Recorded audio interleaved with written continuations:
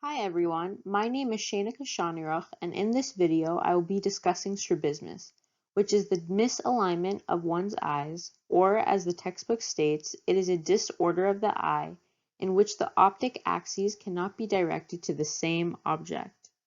The misalignment is more common than you might think.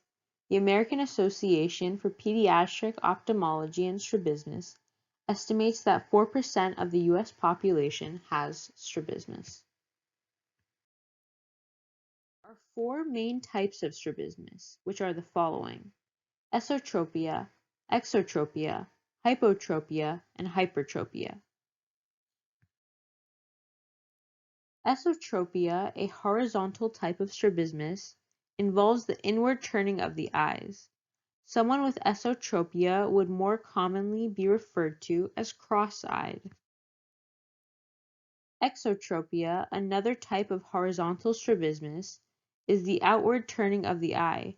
One with exotropia would be referred to as wall-eyed. Hypotropia is the vertical misalignment of the eyes, when the abnormal eye is lower than the normal eye. Hypertropia is the vertical misalignment of the eyes, when the abnormal eye is higher than the normal eye. Children who are otherwise completely normal can have strabismus. Most children have congenital strabismus, meaning that the problem is present at or shortly after birth. For most of the congenital strabismus cases, the cause is unknown. Children with disorders that affect the brain, such as Down syndrome, are more likely to develop strabismus. Esotropia and exotropia are common conditions among children. Trauma can cause strabismus by damaging the brain and impairing control of eye movement, by damaging the nerves that control eye movement, or damaging the eye muscles. Stroke is the leading cause of strabismus in adults. Depending on the medical condition, the incidence of strabismus may be as high as 50% of cases. Please look to the slide to find a list of some of the medical conditions that may affect the alignment of the eyes. Certain genetic syndromes, Down syndrome being the most common, often incur strabismus. When there is a family history of strabismus, there's a 25% chance that one might get strabismus. As mentioned before, trauma can cause damage to the cranial nerves. This damage may in turn cause strabismus.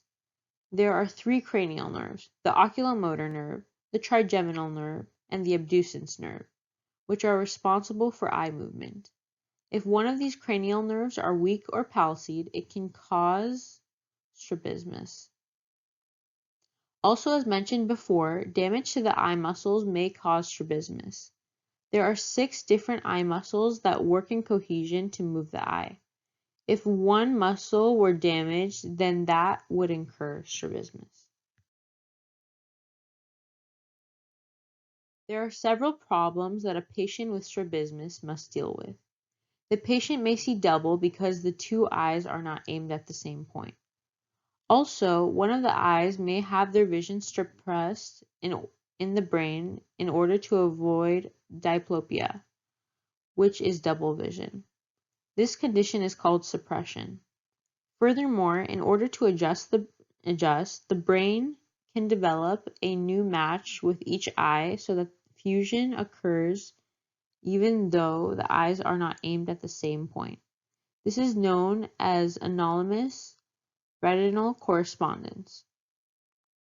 It occurs early in life and will almost never occur if the strabismus develops after 4 years of age. If the strabismus is not treated, the eye that the brain ignores won't see well, resulting in amblyopia, which is the lazy eye.